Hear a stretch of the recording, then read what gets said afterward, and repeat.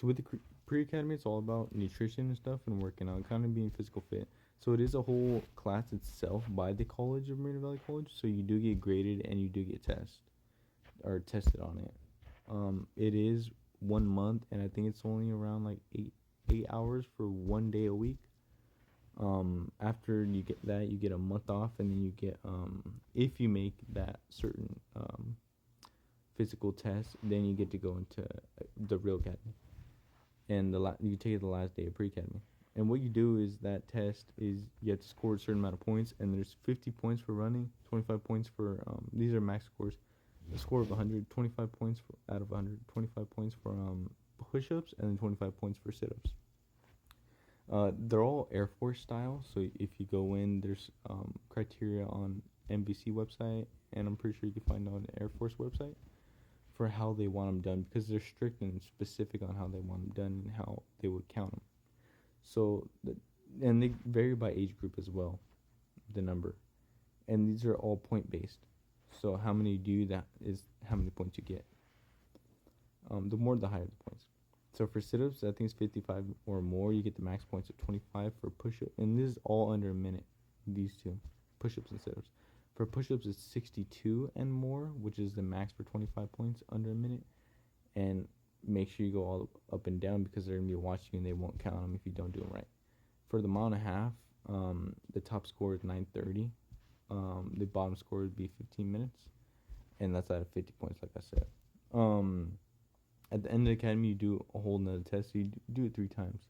You do it in pre-academy first day, pre-academy last day to go into the academy, and then for academy to finish the academy, whether you finish all the testing, the state testing, and skills, you will not pass if you do not finish that requirement of the physical fitness test. Because, like I said, Ben Clark Training Center is high on certain standards, especially professionalism and the physical aspect of it as well. Because coming from there, graduating from there, you're representing them, so I'm pretty sure they want a higher standard people, right? With that being said, we had a couple girls in our class too, but I think from the first day, but I think they had dropped off, and now we're like an all boys class, which is pretty cool because we could relate more and stuff. What was I gonna say? So like I said, we learned about a lot of nutrition, and in that around 8 hours, for that one Monday, we would work out together. And it makes sense why they do high intensity training. Me personally, I don't like it because I used to be like 6 days in the gym, but I would always rest in between workouts. And what I usually like to do is heavy weight and and heavy weight with more rest time between 1 to 3 minutes, because that's when your body, I guess, it tears that muscle for a short amount of time, and then after that rest, it helps it regenerate.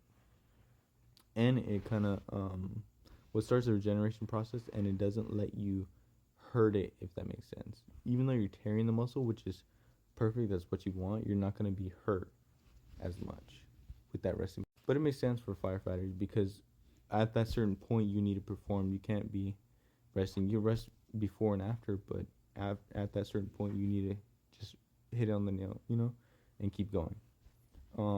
With that being said, the whole academy, like I said, they had stopped funding, so the whole academy now, of what we had paid for tuition and everything, our uniforms, all the helmets, hats, and everything, is about around like 5-6 grand total. I know there's gonna be more costs in the future because we're doing fundraising and stuff like that. We're already doing fundraising now, and it just depends on how much we raise throughout the year. So we have we don't really have a lot of time. So it's 12 hours a day, every day, Monday through Friday, not Saturday and Sunday though.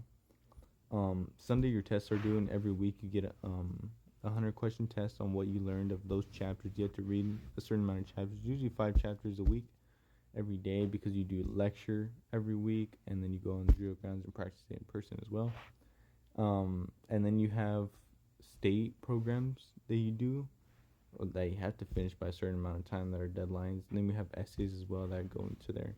And we have a workbook that you do a couple pages for each chapter as well. So it's a lot of things at once, and you have to hop on that, wagon, and kind of go full force to actually fit in and kind of catch up with that. and everything's new. And I know firefighting seems so basic and so easy, but you don't really understand from perspective, because I was the same way.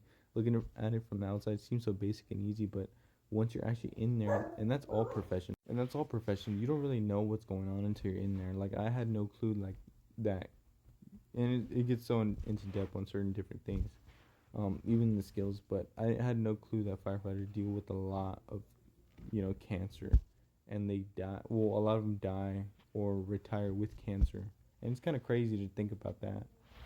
But you wouldn't know that stuff until you're actually in there. There's a lot of other things as well. So week by week basis, we usually go by everything. Like I said, everything's structured and strict. We have certain classes throughout. Like, we have class president, we have treasurer. But these are positions. We have squad leaders. We have a DO, and we go through the chain of command as well. So we talk to squad leaders. Squad leaders talk to DO, and DO talks to the instructors. Instructors talk to DO. DO talks to squad leaders. Squad leaders talk to us. It's always like that. So the week to week basis, we have so we do PT in the morning. So usually I wake up at around 4 something, get there around like 5:30 about. We're supposed to be there around like 5:40. And like I said, and they teach you all this. They teach you about discipline and everything. But being on time is late. Being early is on time. So always get there early. And this is everything.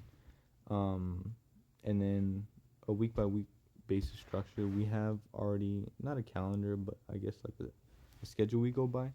And one is like a lecture schedule divided between lecture and drill grounds, and then another one is their PT schedule. I'll try to see if I can show you guys this as well, but there's a lot of pages, and I barely get enough time to actually study and sleep and everything.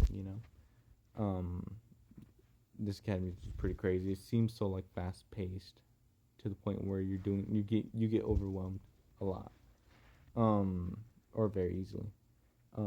And a day by day structure. Usually Monday, Tuesday, maybe cutting into Wednesday. Wednesday might be half day, but usually Monday, Tuesday is our lecture days, full days. But in the morning we always PT no matter what, Monday through Friday, and it's around like an hour of PT. We usually set up, get there early, set up and everything. Structure comes, we go through that PT list that we have to do. We already set it up, and we kind of split up into squads and do high intensity training without any breaks.